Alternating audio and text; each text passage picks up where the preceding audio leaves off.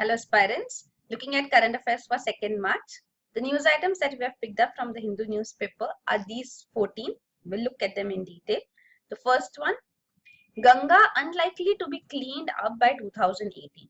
So this is the Water Resource Ministry giving these statements that Ganga cleaning target, which has been set up as 2018 by Water Resource Minister Uma Bharti herself, will not be achievable.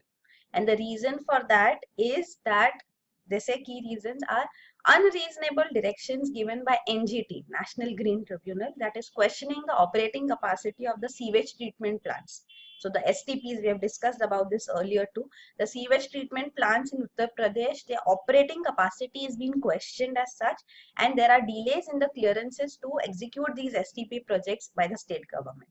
So in Uttar Pradesh, the NGT has asked experts groups to look into the operating capacity of these STPs, sewage treatment plants. So the water ministry says unless and until that clarity is not there, there are conflicting figures coming from experts groups. So since there is no clarity coming in, the operation of them is affected, and that is why cleaning of Ganga will not take place. So they are talking about this as unreasonable directions given by NGT. So they have problem with NGT's interference.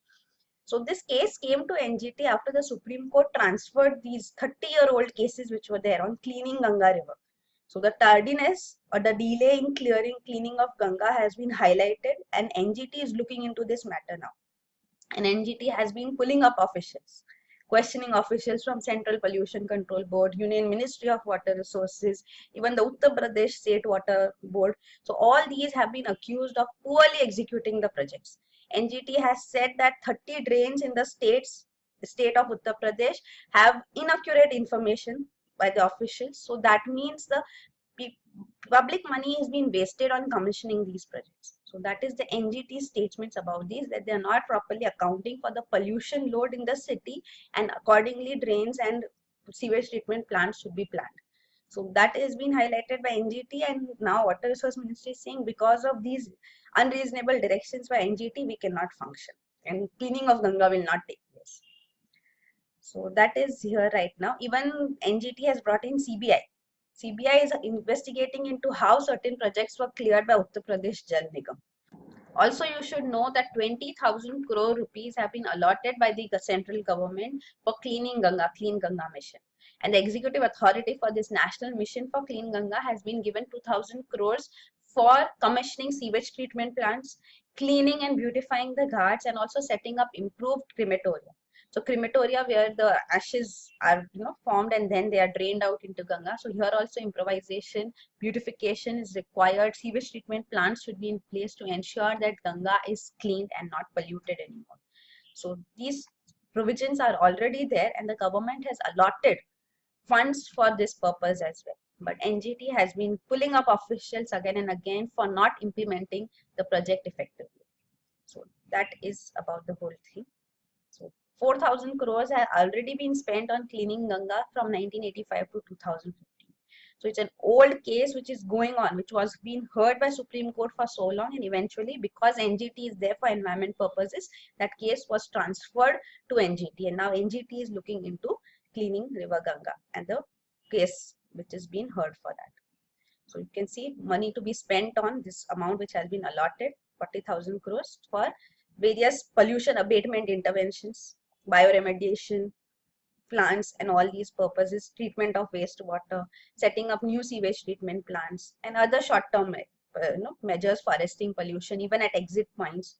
So even forces have been established to make sure that River Ganga is not polluted at these exit points and the points where the ghats are also there.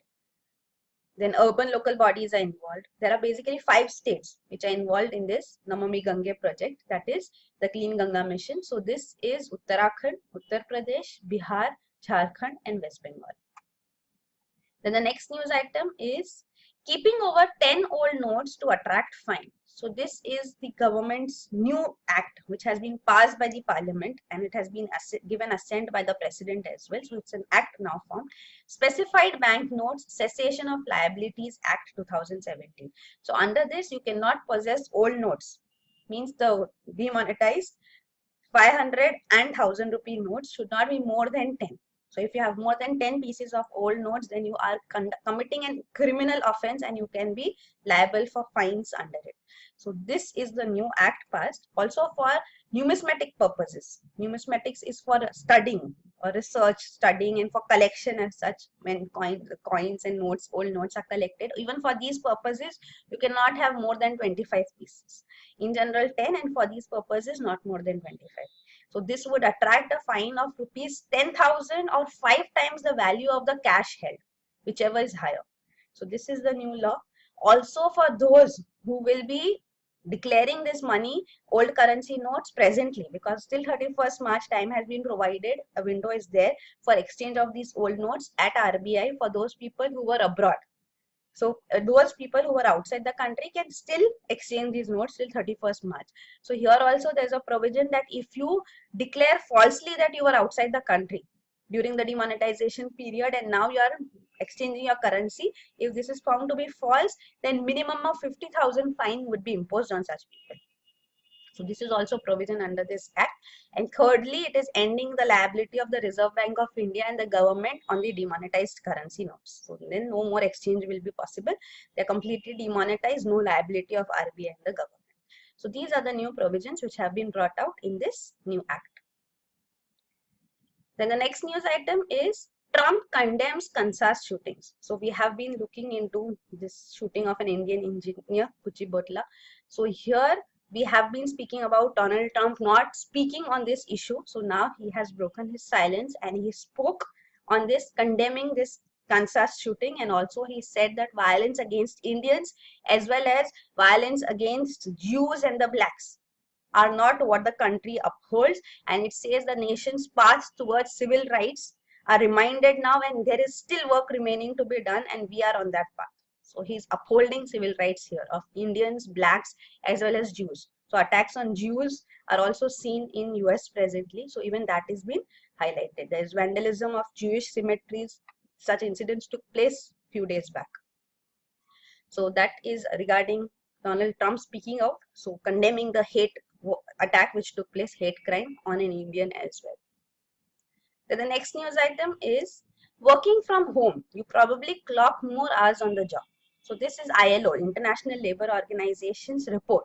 So it's ILO Europe, majorly focusing on European Union, European nations, and also India-based study is there. So it has found that you will be putting in more hours if you're working from home. So there is less time for personal work in such cases. So working anytime, anywhere has its benefits. That is, you don't have to travel as such. You also are safe from pollution, which is a major issue in various cities, including in India. But then you put in more hours. So this is called TICTM. So when you have smartphones, tablets, laptops, so you can easily work from home. But then this TICTM is that only telework. ICT means information and communication technology and mobile. So TICTM workers, they put in longer hours than the office-based workers. So this is for TICTM workers, it is 66% put longer hours, and for office-based workers, 59% of them put longer hours. So there is a little variation here. More of TICTM workers put in longer hours. You don't need to remember the figures as such, but this is only a study. Then with respect to another point which is highlighted in this study is that men more than women participate in TICTM workers. So there are around 20% women, remaining are men even in India who participate in TICTM, means majorly it is working from home. Then the next news item is study raises concerns over poor SC/ST presence amongst IIM faculty. So this is a study by an IIM doctoral student. He has a working paper in which he highlights that though there is a need for inclusion means by any means, by means of reservation, making provisions for the scheduled castes and scheduled tribes, the socioeconomically backward groups. Here, inclusion in admissions is highlighted. That is debated a lot, that IIMs, there should be reservation for them. But then another aspect which is also there is on the faculties which are there in IIMs. So if you look at the faculty of IIMs, the recruiting procedure which is there, that does not have any inclusive approach. So this study based on RTI data, with right to information data which has been collected, it shows that amongst the SCs and STs there is near total absence. Only 2 SCs are present in the faculties in IIMs who have given the data. And amongst the STs, there is no faculty from ST. This is from a study which has been undertaken, and it shows. So IIM, Indore, Kozhikode, these gave their details, and the number of SCs and ST faculties you can see. IIM Kozhikode has one SC faculty, and IIM Rohtak has one, and none of them has any ST faculty. So this is based on RTI responses from these institutions. So here again, what is highlighted is there's a need for some rule provision to be there to bring inclusiveness in faculties in IIMs as well. So it talks about Rooney rule. So this Rooney rule is there in some universities in USA. So this rule says that for any opening which is there for a faculty or for any purpose, so this opening should have a percentage of candidates interviewed from the marginalized community. So there is a percentage mandated that they should also be there for recruitment purposes. They should also be interviewed. There is no compulsion on appointments or selection. So there is no mandating that you have to hire them, but at least they should be there when the interviews rounds are taking place for various faculty groups. So this is what even India should consider implementing, looking at the data which we have on SC and ST faculties in these premier institutions. The next news item is Interceptor missile test successful. So this is regarding the ballistic missile defense. We have been discussing this quite often as and when the DRDO conducts its tests. So these tests for these interceptor missiles have been undertaken. Last month we saw about exo-atmospheric missile being tested. Now presently this news is about an endo-atmospheric missile being tested. So this is ballistic missile defense, means it's a defense layer. So it's a two-layered defense mechanism. So any incoming missile, enemy missile can be intercepted and destroyed in the atmosphere. So endo-atmospheric missile as well as exo-atmospheric missile defense has been established. So this is the details given here. Presently too, it was an endo-atmospheric missile. So that could be intercepted. That is, missile range should be between 15 to 30 kilometers. So that is in endo-atmosphere. So this missile, interceptor missile, was launched from Abul Kalam Island on Odisha coast, that was earlier known as Wheeler Island. So this Odisha coast had the interceptor missile launched, and integrated test range in Chandipur that had an enemy missile, acting like an enemy missile, incoming enemy missile form was launched, and the interceptor missile could target it effectively at an altitude of 15 kilometers, and it was destroyed. So this was a positive test, means the test successfully conducted. Even last month, the exo-atmospheric test was where the missile was intercepted at an altitude of 85 kilometers. So this also was successfully done. It is Research Center Imarat, RCI of DRDO, which is playing a critical role in the design and development of this ballistic missile defense. It has its role in all strategic missiles which are established, and here also this RCI is playing this key role. So ballistic missile defense consists of two interceptor missiles for endo-atmosphere as well as for exo-atmosphere. So for exo-atmosphere, we have this Prithvi defense vehicle. So this is a modified version of Prithvi missile, and for endo-atmospheric levels, means lower altitude levels, it is advanced area defense missile. So these two missiles are there under the ballistic missile defense program. This will be ready for deployment, means ready to be put in effect by 2022. So presently tests are being undertaken. So this is regarding this. You can see Prithvi air defense for high altitude, advanced air defense for lower altitudes. So these are the two missiles.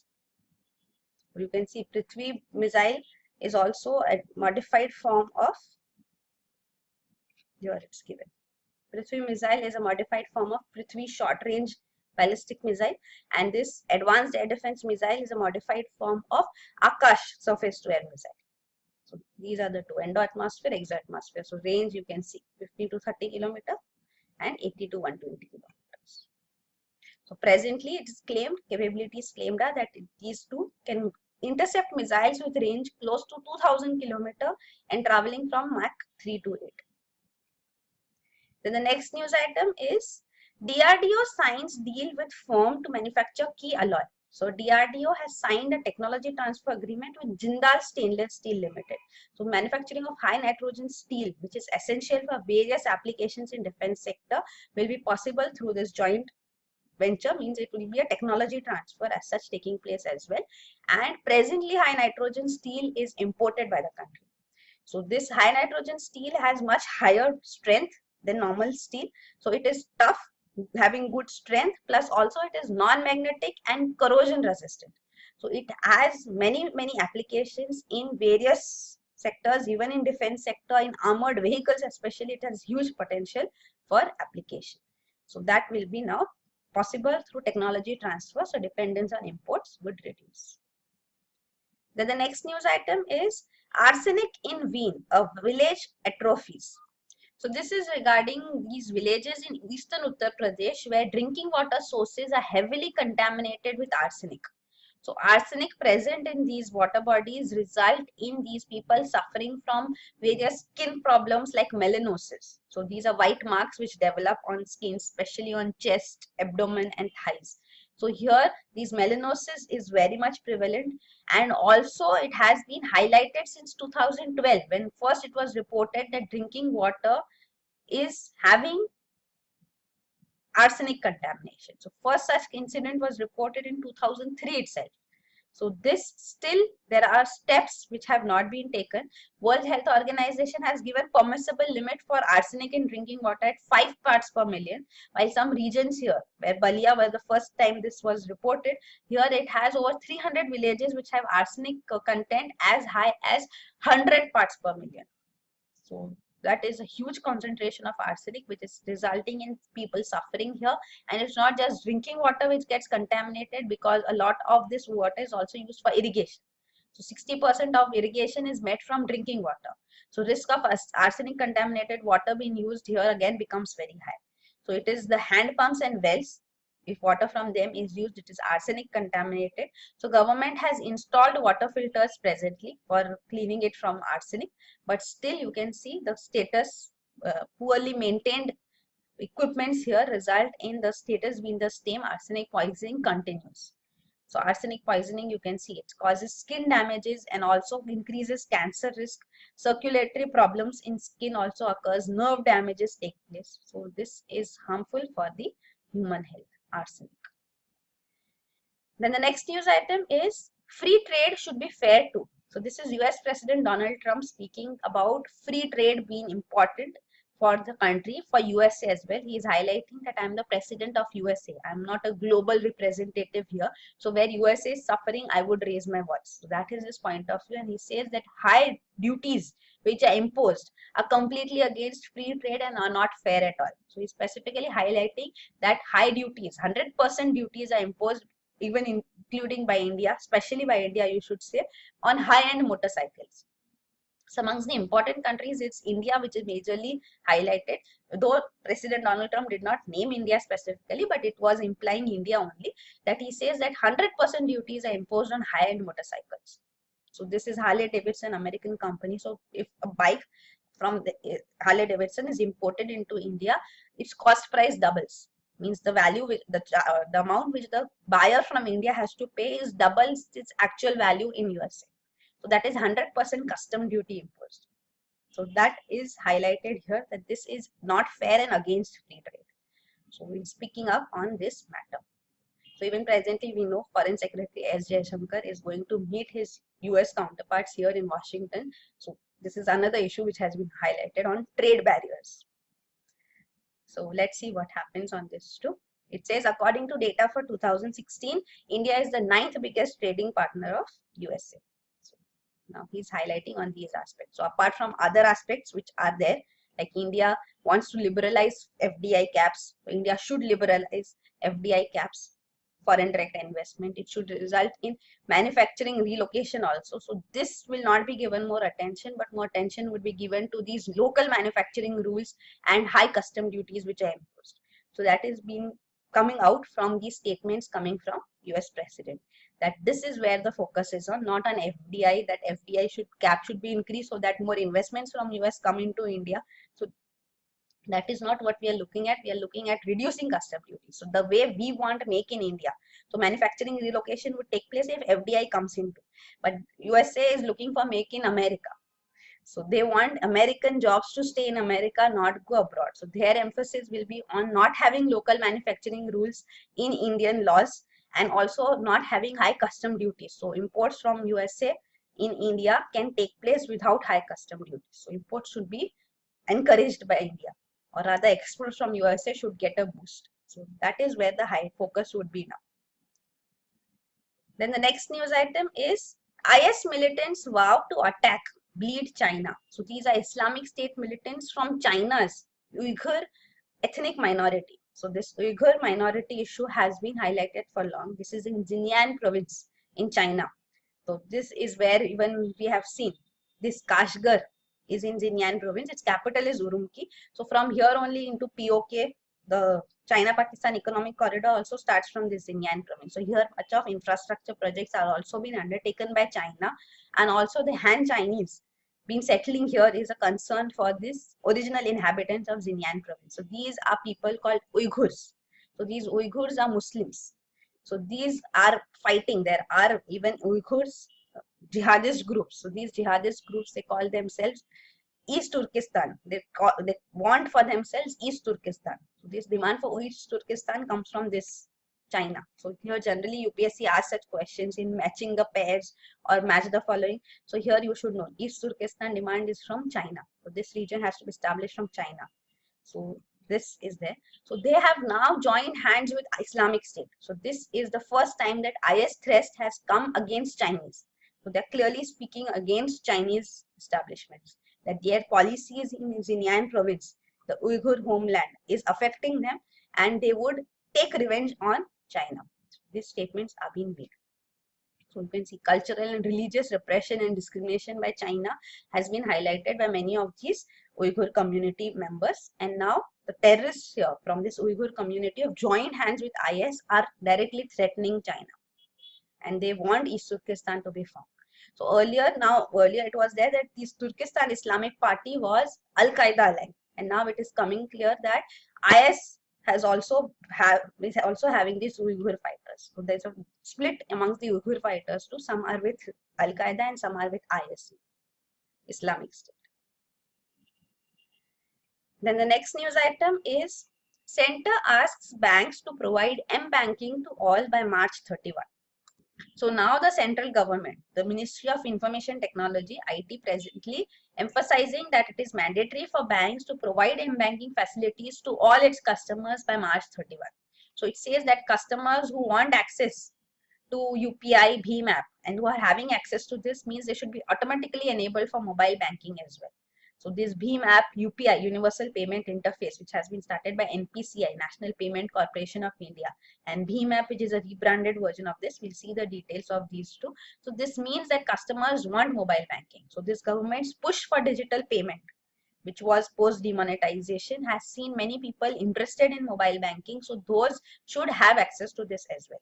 So earlier it was the Niti Aayog which was given the task of pushing digital payments in India by the central government, and now this responsibility has been given to Ministry of IT.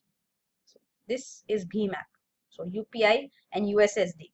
So what is UPI, USSD? We'll look at that too. So this is a merchant app, means a biometric reader is required, a fingerprint scanner or a fingerprint scanner. So any biometric information, even fingerprint or iris reading, is called biometric information. So this biometric information, once it is gotten into it, so it's connected to a smartphone, and this information taken in, then even the customer's phone or debit card, credit card is not required. Only a bank account which is there linked to Aadhaar card, this would help in functioning of the BHIM app. So this app would be connected to a Aadhaar linked bank account. So this BHIM app has been promoted, and UPI, Universal Payment Interface, is again an app. So BHIM app is a rebranded version of that only. So once installed on your phone, you can set an app key and then add your bank address and the M pin, and you can transact through this. So multiple bank accounts can also be linked to this. So this is real-time settlement of funds which should take place. And there's no need to remember, share account details again and again.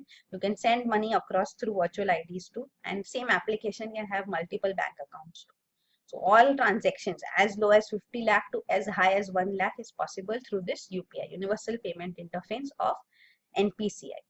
So this is also there. Then this is USSD, Unstructured Supplementary Service Data. So this is mobile banking technique for mobiles which are not smartphones. So for older version of mobiles, you can send this USSD, like earlier the USSD which is sent like *123# to know your account balance or something. So such codes are there. So for mobile banking, this is *99#. So you dial this from your phone, it takes you to NUUP. So this is National Unified USSD platform. So this National Unified USSD platform then requires you to enter 3 letters of your bank's short name, and then or the bank's IFSC code, and then you are taken to this list of options from which you can select and have your transaction done. Means you can inquire for your balance, you can have a mini statement, you can have transfers done to. So that is done through this. Fund transfers are also possible. So this is USSD, even for non-smartphones, normal simple mobile phones. So mobile banking is possible through these apps and through even small non-smartphones, and this has to be promoted by the banks now. That task has been given to Ministry of IT, and now it is asking banks to implement. The next news item is note ban credit positive as it will help cut tax avoidance. Moodys. So we have seen about the credit rating agencies, the big three. Three major credit rating agencies globally are Fitch Ratings, Standards and Poor's, and Moodys. So about Fitch Ratings we had seen few days back. Now this is Moodys, which is giving its point of view, and also the GDP projected growth rate. So it says that projected growth rate in the month of January to March quarter for 2016-17 is likely to slow down to 6.4%. Earlier it had projected 7%. So this slowdown has also been emphasized on that yes, this would take place, but it also says that demonetization is positive. So it's having positive benefits because it will reduce tax avoidance and corruption. So the country has been resilient because post demonetization, so it was a disruption as such which took place. It was a liquidity crunch, but it passed away smoothly. So now the remonetization is taking place, so it should continue at a similar pace, and consumption and investment would increase gradually. So that is there, a rebound would take place, and it says that the consequences of this would be positive. Means it will result in tax avoidance being reduced and even corruption being reduced. So that is the optimist note which Moodys is providing here. So this is regarding that medium term demonetization will strengthen India's institutional framework. So greater formalization of economic and financial activities will take place, tax base would broaden, and that is why the credit here is positive for the country. Means it's positive effects for the country. Then the next news item is Google Street View helps manage urban ecosystem. So scientists have used over 1 lakh images which have been extracted from Google Street View to map and quantify how street trees regulate urban ecosystems in megacities like Delhi and Shanghai. So these megacities here, you face problems, urban cities problems, majorly it is the heat islands as they are called. So cities become heat islands. So what is heat islands effect to, we'll see. So to regulate them, there is a need for growing more trees. So growing more trees has its consequences, has its benefits. So these are called street trees along the streets. So what are its benefits have never been quantified, though we know the positive effect. So this has now been quantified with the help of Google Street View. So this Google Street View gives you high resolution images. So this technology has allowed researchers to tap into these photographs and streetscapes, and they have estimated the amount of solar radiation which reaches the Earth's surface. So when cooling effect is taking place, means solar radiation variations are seen, and this has been clearly highlighted. So this reduces the risk of flash flooding too and helps in cleaning the air, having the street trees. So that also in disasters it is beneficial. Air pollution reduces, and also it reduces the effect of urban heat island effect. So what is this urban heat island effect? This is here. So in urban areas you have vehicles where emissions take place, and these heat from the vehicles also increases the temperature. The heat from the road also increases the temperature. These buildings, huge buildings, heat from the building surfaces increases temperature. Air conditioners consequences also heat increases. But when there are trees, then heat of vaporization, here temperature goes down. So because of trees, temperatures go down, and even because of rivers present, heat of vaporization, which results in temperatures going down. So this is the urban heat island effect because of these, which is reduced by trees and water bodies. this is reduced by trees has been quantified for the first time using Google Street View. Then the last news item is frogs can see colors in the dark. So now researchers have come up with evidence that frogs have a unique ability to see colors even when it is dark.